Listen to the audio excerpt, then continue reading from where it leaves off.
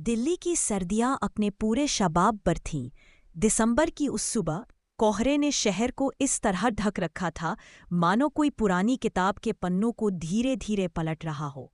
सड़कों पर हल्की हल्की हलचल थी और कॉनॉट प्लेस की गलियां अभी पूरी तरह जागी नहीं थीं। उसी सुबह एक छोटी सी किताबों की दुकान, पन्नों की गलियां में दो अनजान लोगों की मुलाकात होने वाली थी जो उनकी जिंदगी को हमेशा के लिए बदल देगी। आरव 26 साल का एक सॉफ्टवेयर इंजीनियर अपनी जिंदगी को एक कोड की तरह चलाता था। हर दिन एक जैसा, व्यवस्थित और थोड़ा सा नीरस। सुबह 7 बजे अलार्म, 8 बजे ऑफिस के लिए निकलना और रात को देर से लैपटॉप बंद करके सो जाना। लेकिन उसकी जिंदगी में एक खालीपन था जिसे वो शब्दों में बयां नहीं कर पाता था। उसे लगता था कि उसकी जिंदगी में कोई रंग नहीं, कोई ऐसी कहानी नहीं जो उसे सुकून दे। उस दिन ऑफिस में छुट्टी थी और आरव ने सोचा कि क्यों कॉनॉट प्लेस की उस किताबों की दुकान में जाया जाए जहां वो कभी कभार कॉफी पीने और नई किताबें देखने जाता था। उसने अपनी पसंदीदा नीली स्वेटर पहनी, एक स्कार्फ लपेटा और कोहरे में डूबे रास्तों पर निकल पड़ा। दुकान में घुसते ही उसे किताबों की हल्की सी खुशबू और कॉफी की गर्माहट ने स्वागत किया। वो एक कोने में बैठ गया, अपनी ब्लैक कॉफी का मग लिए और सामने रखी एक साइंस फिक्शन किताब के पन्ने पलटने लगा। उसी वक्त दुकान के दूसरे कोने में मायरा थी। 24 साल की मायरा एक फ्रीलांस राइटर थी जिसके लिए जिंदगी कहानियों का एक कैनवास थी। उसकी आंखों में हमेशा एक चमक रहती थी, जैसे वो हर पल कोई नई कहानी बुन रही हो। मायरा का सपना था कि वो ऐसी कहानियां लिखे जो लोगों के दिलों में घर कर जाएं।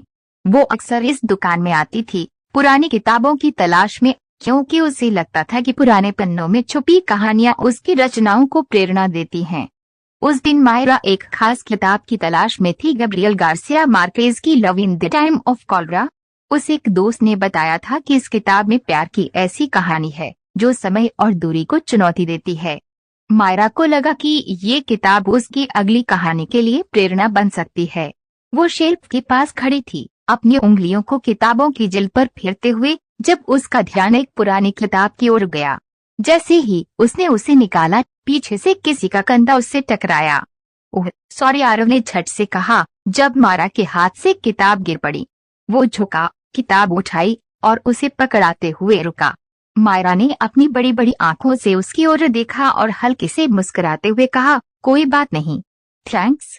उसकी मुस्कान में एक अजीब सी गर्माहट थी जो उस सर्द सुबह में आरव को थोड़ा सुकून दे गई। वैसे आपने ये किताब पढ़ी है? मायरा ने किताब की ओर इशारा करते हुए पूछा। आरव ने किताब के कवर पर नजर डाली और हंसते हुए बोला, नहीं, लेकिन नाम तो सुना है। प्यार की कहानी है ना? हाँ, लेकिन सिर्फ प्यार की नहीं, ये उस इंतजार की कहानी है जो प्यार को और गहरा बनाता है, मायरा ने उत्साह से कहा। उसकी बातों में एक जुनून था, जैसे वो सिर्फ किताब की नहीं बल्कि अपनी जिंदगी की बात कर रही हो। बस यहीं से बात शुरू हुई। आरव ने अपनी कॉफी का मग टेबल पर रखा और मायरा ने अपनी किताब एक तरफ। दोनों उस छोटी सी दुकान के कॉर्नर में बैठ गए जहां लकड़ी के मेज पर एक मोमबत्ती हल्की हल्की जल रही थी। बात किताबों से शुरू हुई, फिर फिल्मों पर आई और फिर दोनों अपनी जिंदगी के छोटे छोटे किस्से साझा करने लगे। मायरा ने बताया कि वो एक राइटर है जो अपनी कहानियों के लिए प्रेरणा ढूंढ रही है। मुझे लगता है हर इंसान की जिंदगी में एक कहानी छुपी होती है, बस उसे सुनने वाला चाहिए, उसने कहा। आरव ने मुस्कुराते हुए जवाब दिया, तो मेरी जिंदगी की कहानी क्या होगी? कोड लिखता हुआ एक बोरिंग इंजीनियर। मायरा हंस पड़ी। नहीं नहीं, तुम्हारी कहानी में जरूर कुछ खास होगा। शायद तुम वो इंसान हो जो किसी की कहानी को पूरा करता है। उसकी इस बात ने आरव को अंदर तक छू लिया। उसे लगा कि मायरा की बातों में एक अजीब सा सच है। आरव ने मायरा को बताया कि उसे ट्रैवल करना पसंद है, लेकिन ऑफिस की भागदौड़ में वक्त ही नहीं मिलता। पिछले साल मैं मनाली गया था। वहाँ की वादियों में ऐसा सुकून था जैसे सारी दुनिया रुक गई हो, उसने कहा। मायरा की आंखें चमक उठी। वाह, मैंने मनाली के बारे में एक कहानी लिखी थी, एक लड़की की जो वहाँ अपनी जिंदगी का मकसद ढूंढने जाती है। दोनों की बातें ऐसे चल रही थीं जैसे वो सालों से एक दूसरे को जानते हों। दुकान की घड़ी के टिक टिक के बीच 2 घंटे कब बीत गए दोनों को पता ही नहीं चला। बाहर कोहरा अब हल्का हो चुका था और सूरज की किरणें दुकान की खिड़कियों से छनकर अंदर आ रही थीं। जब मारा को अचानक याद आया कि उसे अपनी दोस्त से मिलने जाना है तो वो हड़बड़ाई। अरे, मुझे तो निकलना चाहिए। 2 घंटे कैसे बीत गए। उसने अपनी किताब उठाई और बैग में डाला। आरव ने भी अपनी कॉफी का आखिरी घूंट लिया और उठ खड़ा हुआ। तो फिर मिलेंगे? मायरा ने हल्के से पूछा। उसकी आंखों में एक उम्मीद थी। जरूर, आरव ने मुस्कुराते हुए कहा। वैसे तुम्हारी वो मनाली वाली कहानी सुननी है? मायरा हंसी और बोली, ठीक है, अगली बार सुनाऊंगी। दोनों ने एक दूसरे का नंबर लिया और मायरा दुकान से निकल गई। आरव कुछ देर तक वहीं खड़ा रहा। उसकी कॉफी का मग अब ठंडा हो चुका था। उसे अजीब सा लग रहा था, खुशी, उत्साह और कुछ ऐसा जो वो समझ नहीं पा रहा था। उसे नहीं पता था कि ये मुलाकात उसकी जिंदगी की सबसे खूबसूरत कहानी की शुरुआत थी। पहली मुलाकात के बाद आरव और मायरा की जिंदगी में एक नया रंग घुलने लगा था। दिल्ली की सर्दियां अब उतनी ठंडी नहीं लगती थीं, क्योंकि दोनों के दिलों में एक गर्माहट थी, दोस्ती की, हंसी की और शायद कुछ अंतः एहसासों की। कॉनॉट प्लेस की किताबों की दुकान में हुई वो मुलाकात अब एक खूबसूरत याद बन चुकी थी, लेकिन ये सिर्फ शुरुआत थी।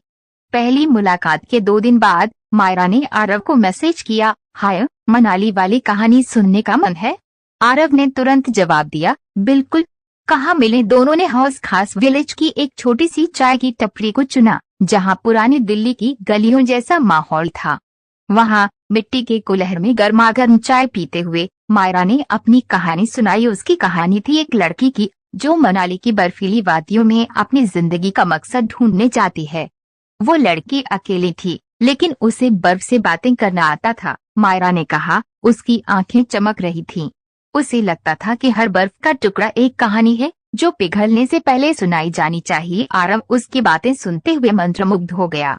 उसे लगा कि मायरा की आवाज में जादू है जो हर शब्द को जिंदा कर देता है। तुम्हारी कहानियां इतनी खूबसूरत क्यों होती हैं? आरव ने पूछा। मायरा ने हल्के से मुस्कुराते हुए कहा, क्योंकि मैं सिर्फ लिखती नहीं, मैं जीती हूँ। मैं हर इंसान, हर जगह में एक कहानी देखती हूँ। उसने एक पल रुककर कहा, और तुम्हें भी एक कहानी है? आरव हंस पड़ा। हाँ, लेकिन मेरी कहानी तो बस कोट और कॉफी तक सीमित है। नहीं, मायरा ने गंभीर होकर कहा, तुम्हारी कहानी उस शख्स की है जो चुपके से दूसरों की जिंदगी में रंग भरता है। उस दिन की मुलाकात ने दोनों को और करीब ला दिया। अब उनकी बातें सिर्फ किताबों या कहानियों तक नहीं थीं, वो अपनी जिंदगी, अपने डर और अपने सपनों को साझा करने लगे थे। अगले कुछ हफ्तों में दोनों की मुलाकातें बढ़ने लगीं।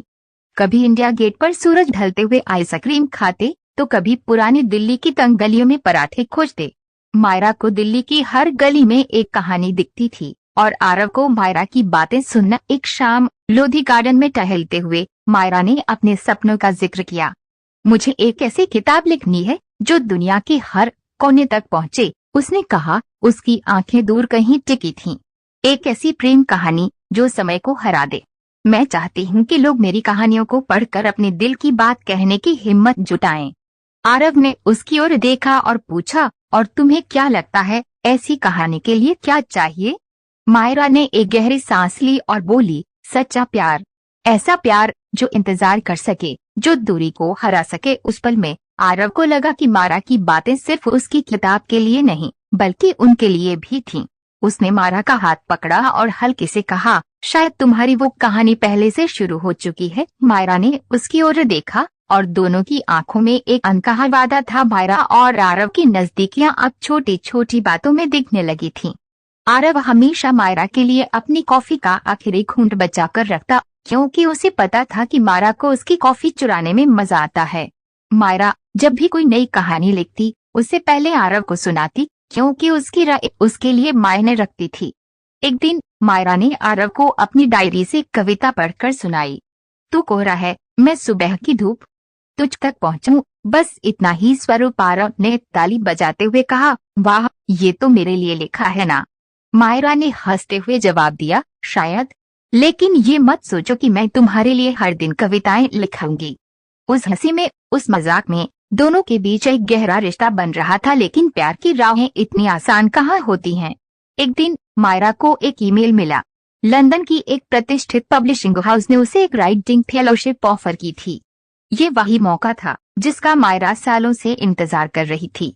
वो वहां जाकर दुनिया भर के राइटर्स के साथ काम कर सकती थी, अपनी कहानियों को नया रूप दे सकती थी और शायद अपनी पहली किताब पब्लिश कर सकती थी। लेकिन इसका मतलब था दिल्ली छोड़ना, अपने परिवार से दूर जाना, और सबसे ज्यादा आरव से मायरा ने ये बात आरव से छुपाई। उसे डर था कि अगर उसने बताया तो उनकी नई नई शुरू हुई ये खूबसूरत दोस्ती, ये अनकहा प्यार कहीं टूट न जाए। लेकिन आरव को मायरा की चुप्पी में कुछ अजीब सा लगा। वो पहले की तरह हंसती थी, लेकिन उसकी आंखों में एक उदासी थी। एक शाम कनॉट प्लेस की उसी किताबों की दुकान में जहां उनकी पहली मुलाकात हुई थी, आरव ने मायरा से पूछा, क्या बात है मायरा, तुम कुछ छुपा रही हो? कहता उन मारक स्पेस। मायरा ने पहले तो टालने की कोशिश की, लेकिन आरव की आंखों में चिंता देखकर वो टूट गई। उसने सब बता दिया, लंदन का ऑफर, उसका सपना और उसका डर। मुझे नहीं पता आरव, ये मेरा सबसे बड़ा मौका है, लेकिन मैं हमें खोना नहीं चाहती। आरव कुछ देर चुप रहा। उसके दिल में एक तूफान उठ रहा था। वो मायरा को रोकना चाहता था, लेकिन उसे पता था कि ये उसका सपना है। आखिरकार उसने मायरा का हाथ थामा और कहा, मायरा, अगर ये तुम्हारा सपना है तो तुम्हें जाना चाहिए, लेकिन वादा करो हम संपर्क में रहेंगे। मायरा की आंखें नम थीं। उसने हमें सिर हिलाया और कहा, वादा। उस रात दोनों ने किताबों की दुकान में देर तक बैठकर बातें की।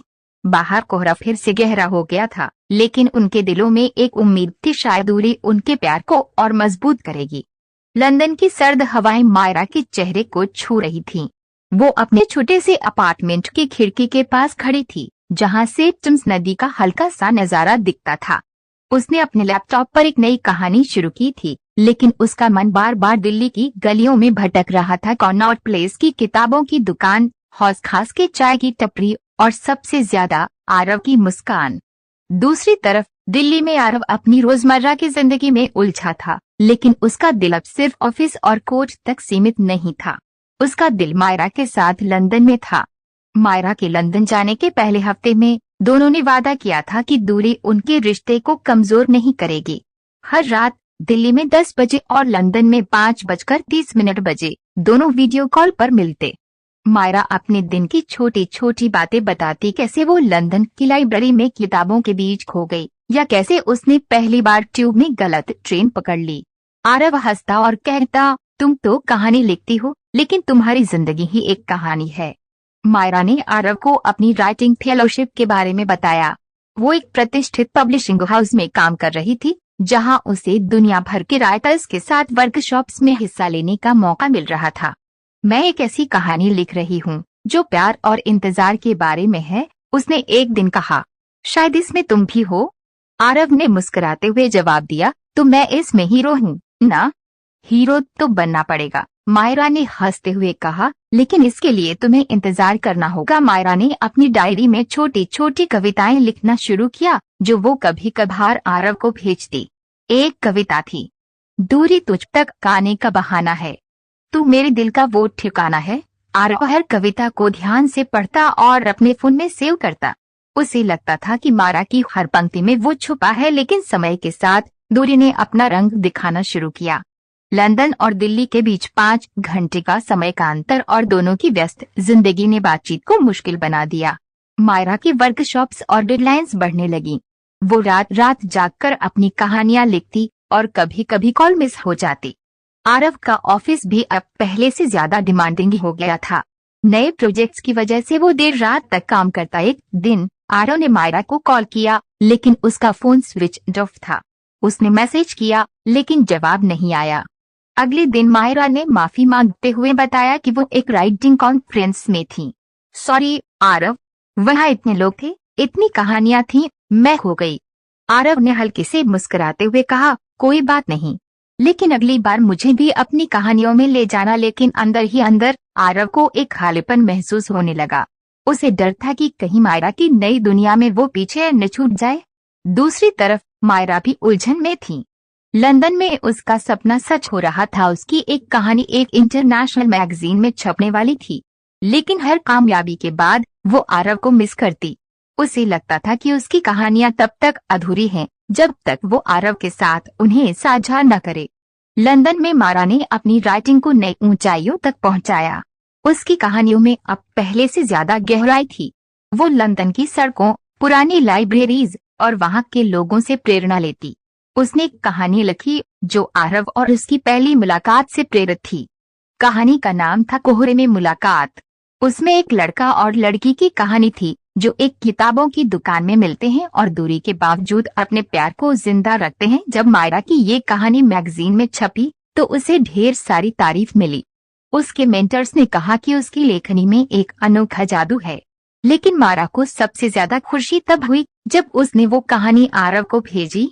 आरव ने उसे पढ़ा और कॉल पर कहा, मायरा, ये तो हमारी कहानी है, लेकिन इसका अंत क्या होगा? मायरा ने हंसते हुए जवाब दिया, अभी लिख रही हूँ, तुम बता कैसा अंत चाहते हो? खुशहाल, आरव ने धीरे से कहा। समय बीतता गया और बातें कम होने लगी। मायरा की जिंदगी लंदन में रंगीन थी, लेकिन उसका दिल दिल्ली में अटका था। एक रात जब वो अपनी खिड़की के पास बैठकर चिम्स को देख रही थी, उसे अचानक आरव की बहुत याद आई। उसने फोन उठाया और कॉल किया। आरव की आवाज में उदासी थी। क्या बात है, आरव? मायरा ने पूछा। आरव ने कुछ पल चुप रहने के बाद कहा, मायरा, मुझे लगता है कि तुम अब अपनी दुनिया में बहुत आगे निकल गई हो। मैं बस डरता हूँ कि कहीं मैं पीछे न छूट जाऊं। मायरा की आंखें नम हो गईं। उसने कहा, आरव, तुम मेरी दुनिया का हिस्सा हो। मेरी हर कहानी में तुम हो। मैं वापस लौटूंगी, बस थोड़ा वक्त दे। उस रात दोनों ने घंटों बात की। मायरा ने बताया कि वो जल्द ही भारत लौटने की सोच रही है। उसने अपने सपनों का एक हिस्सा पूरा कर लिया था और अब वो आरव के साथ नई शुरुआत करना चाहती थी। आरव ने हल्के से हंसते हुए कहा, तो मैं इंतजार करूंगा, लेकिन जल्दी आना। दिल्ली की कॉफी अब बेस्वाद लगने लगी है। मायरा ने वादा किया कि वो कुछ महीनों में लौटेगी। उसने आरव को एक चिट्ठी लिखी जो उसने डाक से भेजी। चिट्ठी में लिखा था, आरव, तुम मेरी हर कहानी का वो किरदार हो जो मुझे हिम्मत देता है। दूरी सिर्फ मीलों की है, दिलों की नहीं। मैं जल्द लौटूंगी और तब हम अपनी कहानी को पूरा करेंगे। आरव ने वो चिट्ठी बार बार पढ़ी। उसने उसे अपनी डायरी में रख लिया और मन ही मन ठान लिया है कि वो मायरा का इंतजार करेगा, चाहे जितना वक्त लगे। जून की एक गर्म शाम थी। दिल्ली का आसमान हल्का हल्का नारंगी हो रहा था और हवा में गर्मी के साथ साथ बारिश की हल्की सी खुशबू थी। मायरा का फ्लाइट दिल्ली के इंदिरा गांधी इंटरनेशनल एयरपोर्ट पर लैंड हुआ। 1 साल बाद वो वापस अपनी दिल्ली लौट आई थी, वही दिल्ली जहां उसकी कहानियां शुरू हुई थीं और जहां उसका दिल छूट गया था। एयरपोर्ट के अराइवल गेट पर आरव खड़ा था। उसने अपनी पसंदीदा नीली शर्ट पहनी थी, वही जो मायरा को बहुत पसंद थी। उसके हाथ में एक छोटा सा गुलदस्ता था, लाल गुलाब और सफेद चमेली के फूल, मायरा की पसंद। जैसे ही मायरा गेट से बाहर आई, उसकी नजर आरव पर पड़ी। उसकी आंखें चमक उठी और वो तेज कदमों से उसकी ओर बढ़ी। बिना कुछ कहे वो आरव से गले लग गई। उस पल में दोनों की आंखें नम थीं और शब्दों की जरूरत नहीं पड़ी। तुम सचमुच आ गई, मैंने वादा जो किया था, मायरा ने मुस्कुराते हुए जवाब दिया। मायरा की वापसी ने दोनों की जिंदगी में एक नई उम्मीद जगा दी थी। उस रात आरव उसे उसी किताबों की दुकान, पन्नों की गलियां ले गया जहां उनकी पहली मुलाकात हुई थी। दुकान अब पहले से थोड़ी और पुरानी लग रही थी, लेकिन उसकी गर्माहट वही थी। मायरा ने वही किताब, love in the time of cholera, shelf से निकाली और हंसते हुए कहा, इस बार इसे साथ में पढ़ेंगे। आरव ने उसका हाथ थमा और कहा, सिर्फ पढ़ेंगे नहीं, इसे जिएंगे। दोनों ने कॉफी के मग लिए और उसी कोने में बैठ गए जहां उनकी पहली बात हुई थी। मायरा ने लंदन की अपनी जिंदगी के बारे में बताया। उसने बताया कि कैसे उसकी कहानी कोहरे में मुलाकात को दुनिया भर में सराहा गया। लेकिन जानता है आरव, उसने कहा, हर बार जब कोई मेरी कहानी की तारीफ करता, मुझे तुम्हारी याद आती। तुम बिना मेरी कहानियां अधूरी हैं। आरव ने मुस्कुराते हुए कहा, तो अब मैं यहाँ हूँ, अब कोई कहानी अधूरी नहीं रहेगी। मायरा ने लंदन में अपने सपनों को नई ऊंचाइयों तक पहुंचाया था। उसकी कहानियां अब सिर्फ मैगजीन्स तक सीमित नहीं थी। उसने अपनी पहली किताब पर काम शुरू कर दिया था। किताब का नाम था अधूरी मुलाकात, जो आरव और उसकी कहानी से प्रेरित थी। उसने बताया कि लंदन की सर्द रातों में जब वो लिखती थी तो उसे दिल्ली की गलियां, कॉनॉट प्लेस की भीड़ और आरव की हंसी याद आती थी। मेरी किताब का हर पन्ना तुमसे शुरू होता है, उसने कहा। आरव ने उसकी बातें ध्यान से सुनी। उसे गर्व था कि मायरा ने अपने सपनों को इतनी हिम्मत से जिया। लेकिन उसके मन में एक सवाल था जो वो पूछने से डर रहा था। आखिरकार उसने हिम्मत जुटाई और पूछा, मायरा, अब तुम क्या करोगी? लंदन वापस जाओगी? मायरा ने एक गहरी सांस ली। उसने बताया कि उसे लंदन में एक परमानेंट जॉब का ऑफर मिला है, एक ऐसा मौका जो किसी भी राइटर के लिए सपना होता। वहां मैं अपनी किताब पूरी कर सकती हूँ, दुनिया भर में उसे पब्लिश करवा सकती हूँ। लेकिन वो रुकी और उसकी आंखें आरव की आंखों से मिली। लेकिन मेरा दिल यहाँ है, तुम्हारे पास। उस रात दोनों ने खुलकर बात की। मायरा ने कहा, मुझे नहीं पता कि मैं सही फैसला कर रही हूँ या नहीं, लेकिन मैंने लंदन में 1 साल बिताया और हर दिन मुझे एहसास हुआ कि मेरी सबसे बड़ी कहानी तुम हो। आरव ने उसका हाथ थामा और कहा, मायरा, मैं तुमसे बहुत प्यार करता हूँ। मैं तुम्हारे सपनों के बीच नहीं आना चाहता। अगर तुम्हें लंदन जाना है तो जाओ, लेकिन इस बार मैं तुम्हारा इंतजार करूंगा, चाहे जितना वक्त लगे। मायरा की आंखों में आंसू थे, लेकिन उसने मुस्कुराते हुए कहा, तुम सचमुच मेरी कहानी के हीरो हो, लेकिन इस बार मैं ज्यादा इंतजार नहीं करवाऊंगी। अगले कुछ हफ्तों में मायरा और आरव ने फिर से दिल्ली की गलियों को जीना शुरू किया। वो इंडिया गेट पर सैर करने गए, जहां मायरा ने अपनी नई कहानी का एक हिस्सा आरव को पढ़कर सुनाया। वो हौस खास की झील के पास बैठे, जहां मायरा ने अपनी डायरी से एक और कविता पढ़ी। तो मेरी कहानी का वो आखिरी पन्ना है जो लिखा नहीं, बस जिया जाता है। आरव ने हंसते हुए कहा, तुम्हारी कविताएं अब मुझे डराने लगी हैं, कहीं तुम मुझे अपनी किताब में बंद न कर दो। मायरा ने ठहाका लगाया और बोली, चिंता मत कर, मेरी किताब का हीरो आजाद रहेगा। लेकिन जिंदगी ने फिर एक ट्विस्ट लाया। मायरा को एक दिन अपने पब्लिशिंग हाउस से कॉल आई। उन्हें उसकी किताब इतनी पसंद आई थी कि वो उसे तुरंत लंदन बुलाना चाहते थे, ताकि वो एक इंटरनेशनल लॉन्च के लिए तैयार हो सके। ये मायरा के करियर का सबसे बड़ा मौका था। उसने ये बात आरव को बताई। इस बार आरव ने बिना हिचकिचाए कहा, मायरा, ये तुम्हारा सपना है, इसे पूरा करो। मैं यहाँ हूँ और हमारी कहानी कहीं नहीं जा रही। मायरा ने उसकी आंखों में देखा और कहा, इस बार मैं जल्दी लौटूंगी, और जब लौटूंगी तो अपनी पूरी कहानी लेकर तुम्हारे लिए। उस रात दोनों ने इंडिया गेट के पास बैठकर तारों को देखा। मायरा ने आरव का हाथ थामा और कहा, हमारी मुलाकात कभी अधूरी नहीं थी आरव, ये बस एक लंबी कहानी की शुरुआत थी। मायरा फिर से लंदन चली गई थी।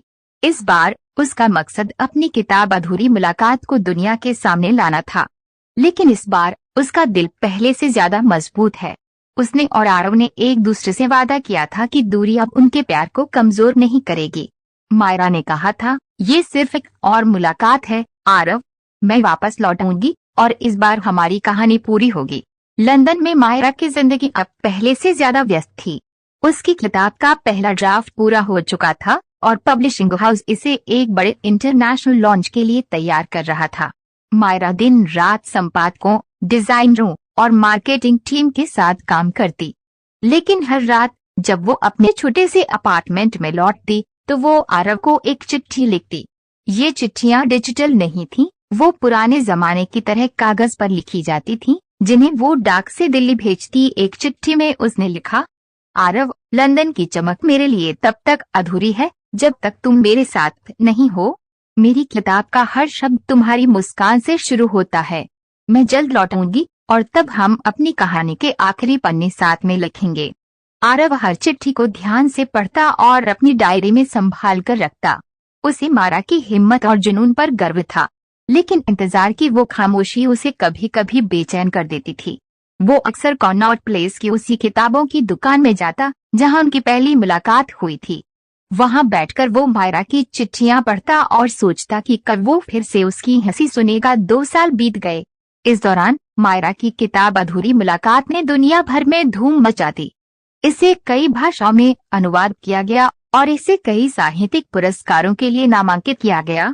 मायरा अब एक जानी मानी राइटर बन चुकी थी, लेकिन उसकी हर कामयाबी के पीछे एक अधूरापन था। वो चाहती थी कि उसकी सबसे बड़ी जीत को वो आरव के साथ साझा करे। इन 2 सालों में आरव ने भी अपनी जिंदगी में बदलाव किए।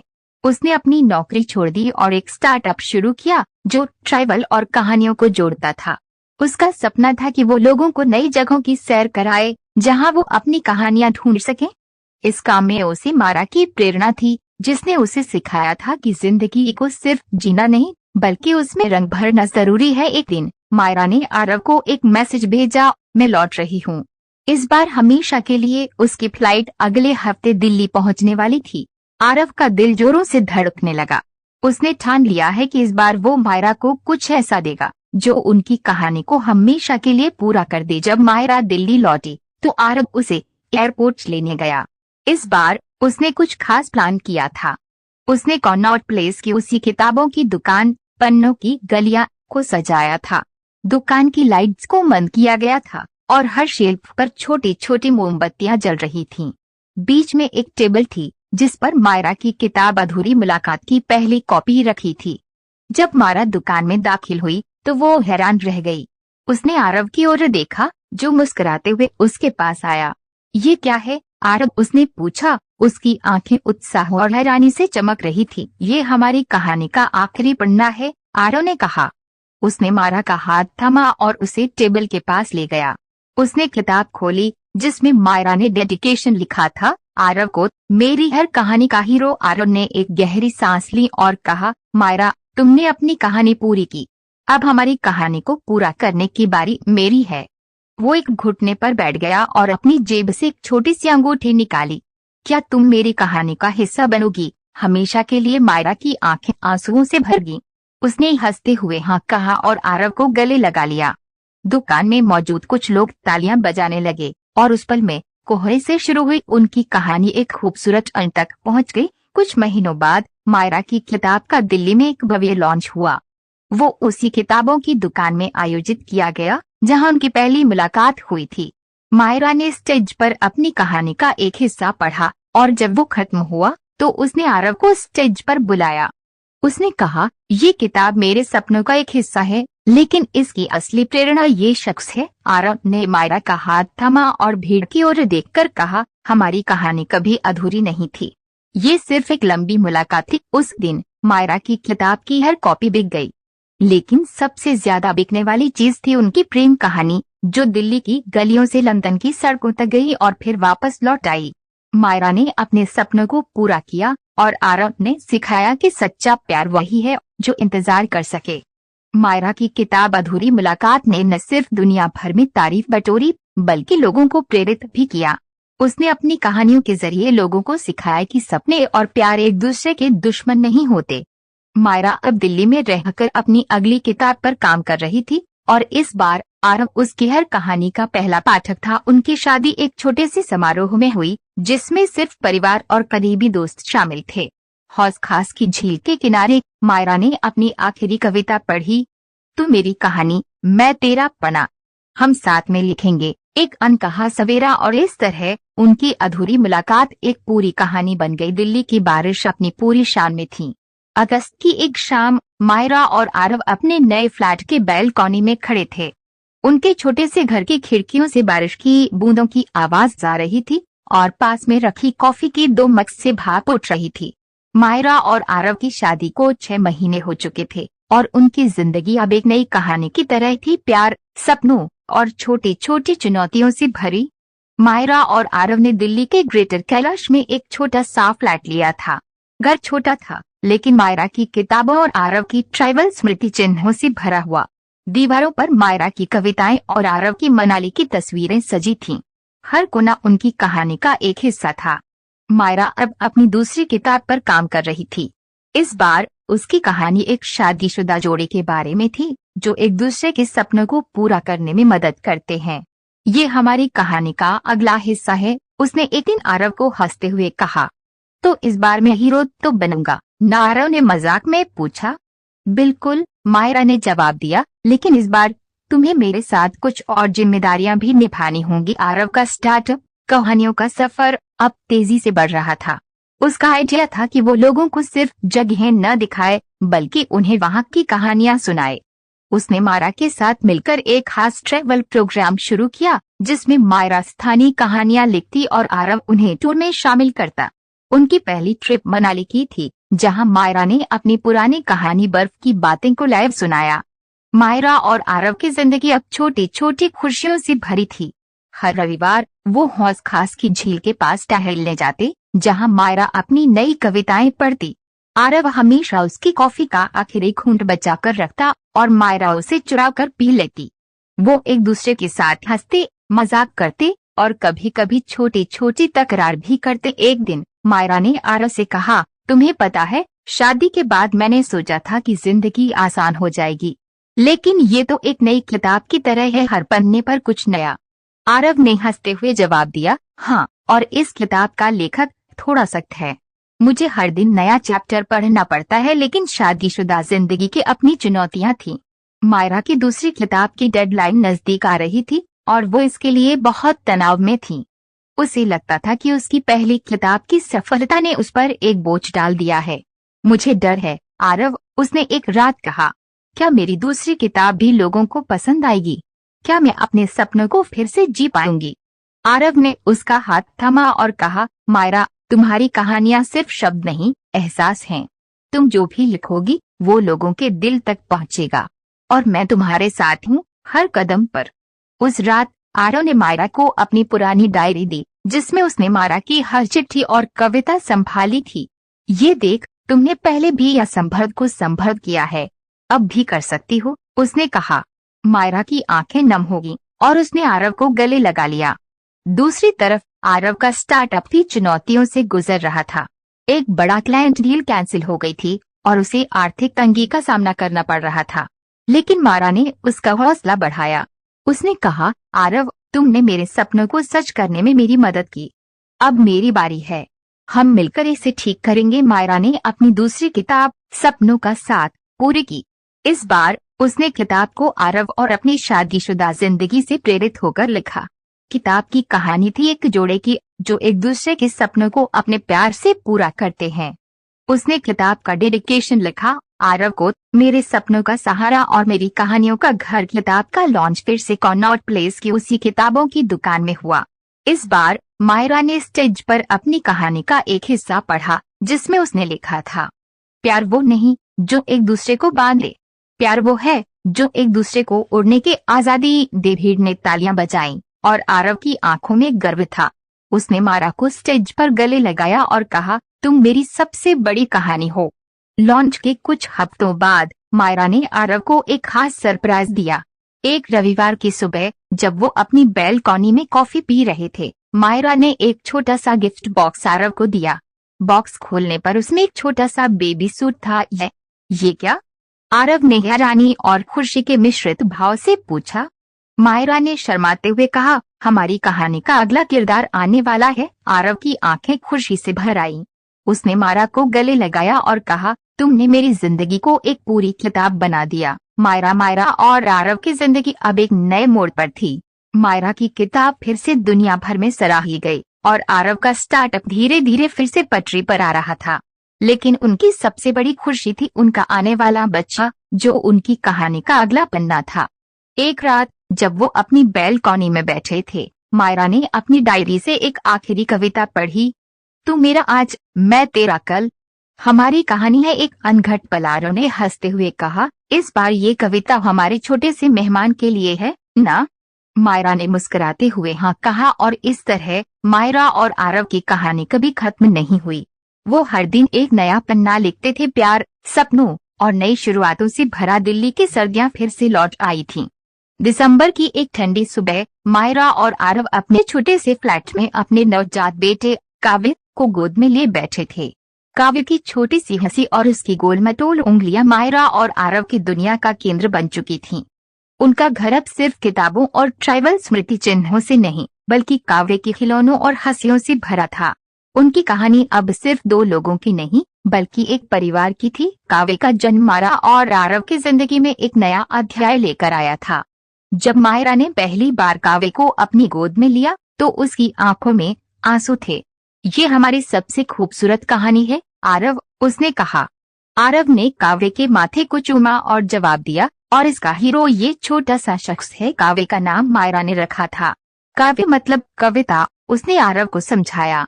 वो हर शब्द जो दिल से निकलता है और दुनिया को छू जाता है। आरव को ये नाम बहुत पसंद आया। उसने मजाक में कहा, तो अब तुम अपनी कविताएं काव्य को सुनाओगी और मुझे कॉफी पीने की छुट्टी मिलेगी? मायरा ने हंसते हुए जवाब दिया, नहीं, तुम्हें अब डबल ड्यूटी करनी पड़ेगी, कॉफी बनाओ और काव्य को सुलाओ। मायरा की दूसरी किताब सपनों का साथ दुनिया भर में सराही गई थी, लेकिन काव्य के जन्म के बाद उसने कुछ समय के लिए लेखन से ब्रेक लिया। उसे लगता था कि उसकी जिंदगी की सबसे बड़ी कहानी अब काव्य के इर्द गिर्द लिखी जा रही है। फिर भी उसका जुनून कभी कम नहीं हुआ।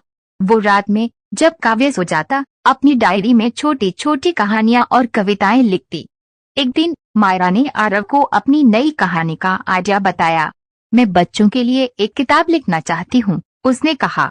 ऐसी कहानियां जो बच्चों को सपने देखना सिखाएं, काव्य के लिए और हर उस बच्चे के लिए जो अपनी कहानी ढूंढ रहा है। आरव की आंखें चमक उठी। ये तो गजब का आइडिया है, और मैं तुम्हारी किताब के लिए तस्वीरें खींचूंगा। क्या ख्याल है? इस तरह मायरा ने अपनी नई किताब छोटे सपनों की बड़ी उड़ान पर काम शुरू किया। उसने हर कहानी में काव्य से प्रेरणा ली। एक कहानी थी एक छोटे से पक्षी की जो अपनी पहली उड़ान भरता है। दूसरी कहानी थी एक बच्चे की जो अपनी गलियों में एक खोया हुआ सपना ढूंढता है। मायरा की कहानियां अब सिर्फ प्यार और इंतजार की नहीं थीं, वो और नई शुरुआतों की थीं। आरव का स्टार्टअप कहानियों का सफर अब स्थिर हो चुका था। उसने मायरा के साथ मिलकर बच्चों के लिए खास ट्रैवल प्रोग्राम शुरू किए, जहां बच्चे नई जगहों पर जाकर कहानियां सुनते और अपनी कहानियां बनाते। आरव को बच्चों के साथ समय बिताना बहुत पसंद था। वो अक्सर काव्य को गोद में लेकर उसे मनाली की तस्वीरें दिखाता और कहता, एक दिन हम तीनों वहां जाएंगे और तुम अपनी कहानी लिखोगे। लेकिन पिता बनने की जिम्मेदारियों ने आरव को और परिपक्व कर दिया था। वो अब सिर्फ अपने सपनों के पीछे नहीं भागता था, वो मायरा और काव्य के सपनों का सहारा भी था। रात को जब काव्य नींद में बड़बड़ाता तो आरव उसे सुलाने के लिए मायरा की कविताएं गुनगुनाता। मायरा को ये देखकर हंसी आती और वो कहती, तुम मेरी कविताओं को मुझसे बेहतर पढ़ते हो। परिवार की जिंदगी आसान नहीं थी। काव्य के जन्म के बाद मायरा और आरव को अपनी नींद, समय और सपनों के बीच तालमेल बिठाना पड़ता था।